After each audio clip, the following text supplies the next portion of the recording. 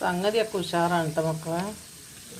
നമ്മൾ പുറത്തുനിന്ന് തിന്നണ ഒരു പീസ് തിന്നണതിന് ഒരു 4 പീസ് നമുക്ക് തിന്നാൻ കഴിയില്ല, പക്ഷെ 4 പീസ് തിന്നാം.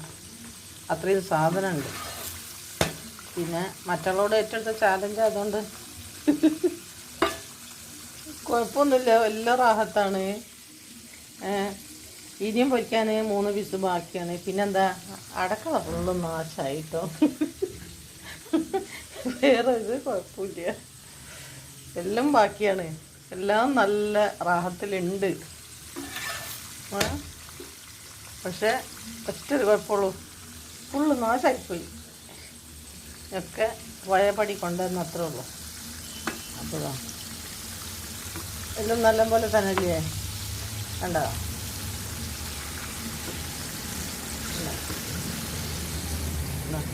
നന്നായില്ലേ?